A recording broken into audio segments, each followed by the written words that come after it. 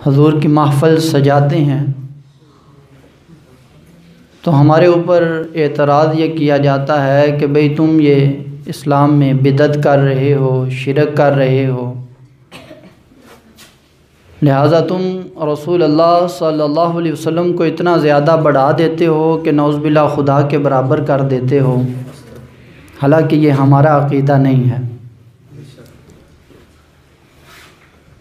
ہمارا میلاد النبی صلی اللہ علیہ وسلم منانے کا مقصد ہی یہی ہے کہ ہم شرک کی جڑ کو کاٹ رہے ہیں کہ میلاد اس کا ہوتا ہے جو پیدا ہوتا ہے، جو پیدا ہوتا ہے وہ خدا نہیں ہوتا، جو پیدا ہو وہ خدا نہیں ہوتا۔ تو ہم میلاد النبی حضور کی ولادت کا ذکر کر کے ہم بانگ دہل یہ اعلان کرتے ہیں کہ ہم رسول اللہ کو خدا نہیں مانتے۔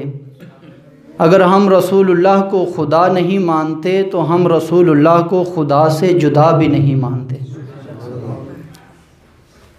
تو سامعین حضرات، یہ میلاد روز ازل سے چلتا آ رہا ہے۔ اللہ کے پیغمبر حضرت عیسیٰ علیہ السلام ایک پہاڑی پہ تشریف فرما ہوئے۔ یہ روایت عیسائیوں کی کتاب ہے برنباس، اس کے اندر بھی موجود ہے، لوقا ہے ان کی کتاب، یوحنا ہے، ان سب کتابوں میں یہ روایت موجود ہے۔ اللہ کے پیغمبر حضرت عیسیٰ علیہ السلام ایک پہاڑی پہ تشریف فرما ہو کے اپنی امت کے سامنے واعظ فرما رہے تھے۔ فرمایا کہ میرے بعد ایک فارقلیت آنے والا ہے۔ فارقلیت اس کا عربی میں معنی کیا جائے تو اس کا مطلب محمد بنتا ہے۔ تو حضرت عیسیٰ علیہ السلام اپنی زبان میں، سریانی زبان کے اندر لوگوں کو یہ بتا رہے تھے کہ میرے بعد ایک فارقلیت آنے والا ہے، اس کو رب تعالیٰ یہ شان عطا فرمائے گا، یہ عظمت اور جلال عطا فرمائے گا کہ جب وہ بچپن میں اپنے پنگھوڑے میں ہوگا تو آسمان کا چاند اسے لوریاں سنائے گا، آسمان کا چاند اس سے باتیں کرے گا۔ تو جب وہ اپنے عالم شباب کو پہنچ جائے گا، جوان ہو جائے گا، تو اس وقت چاند کو اپنی مٹھی میں کر لے گا۔ فرمایا رب تعالیٰ اس کو یہ عزت اور عظمت عطا فرمائے گا کہ زمین و آسمان کی بادشاہت اسے عطا فرمائے گا، زمین و آسمان کی ہر چیز پہ اس کا حکم چلے گا۔ یہ عیسیٰ علیہ السلام اپنے حواریوں کے سامنے، اپنے امتیوں کے سامنے میرے نبی کا میلاد بیان کر رہے ہیں۔ جب عیسیٰ علیہ السلام نے حضور آقا علیہ السلام کی عزت و عظمت، حضور کی نعت اس انداز سے پڑھی تو ایک امتی سامنے سے کھڑا ہو گیا عیسیٰ علیہ السلام کا،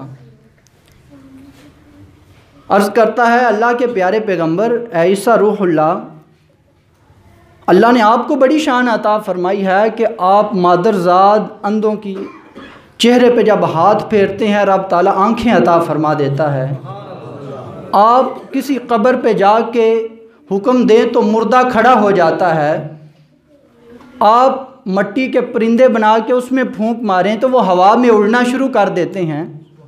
اللہ نے آپ کو بڑی شان عطا فرمائی، کیا آخر و زمان نبی جس کا تذکرہ آپ کر رہے ہیں وہ آپ سے بھی زیادہ شان والا ہوگا؟ کیونکہ ہر بیٹا اس کی نظر میں اسی کا باپ سب سے زیادہ عزت والا ہوتا ہے، ہر مرید جو ہوتا ہے اس کی نگاہ میں اس کا پیر زیادہ مقام والا ہوتا ہے، اور ہر امتی بھی یہی سمجھتا ہے کہ اس کا نبی ہی سب سے زیادہ شان والا ہے۔ تو یہ عیسیٰ علیہ السلام کا امتی عرض کرتا ہے کہ اے عیسیٰ روح اللہ، جس آخر و زمان پیغمبر کی نعتیں آپ ہمیں سنا رہے ہیں، جس کے کمالات، جس کے اوصاف آپ ہمارے سامنے بیان کر رہے ہیں، کیا وہ آخر و زمان پیغمبر آپ سے بھی زیادہ شان والا ہوگا؟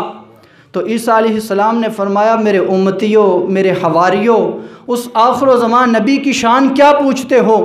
فرمایا کہ میں عیسیٰ اگر مجھے رب تعالیٰ اس آخر و زمان پیغمبر کے جوتوں کے تسمے باندھنے کی بھی سعادت میسر آ جائے تو میرے لیے یہ بھی بڑے مقدر کی بات ہے۔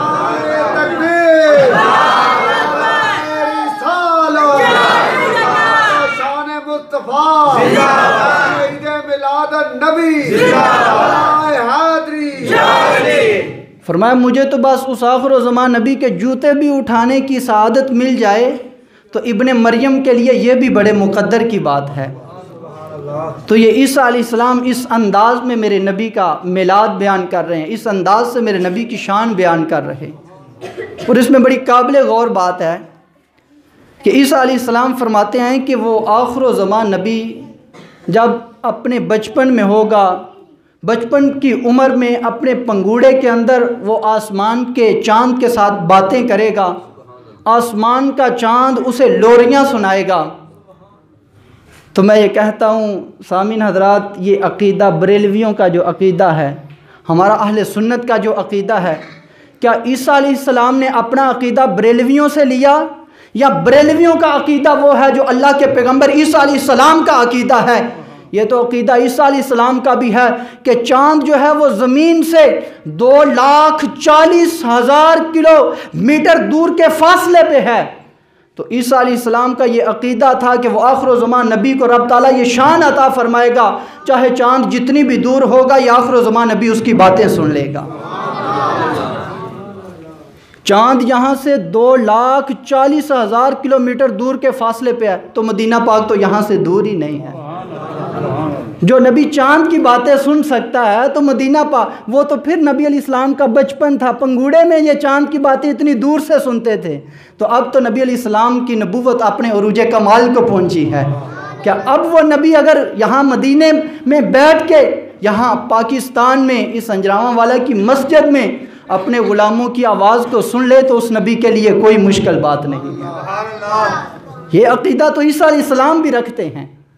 اور پھر چاند کا نبی علیہ السلام سے باتیں کرنا، چاند کا لوری سنانا۔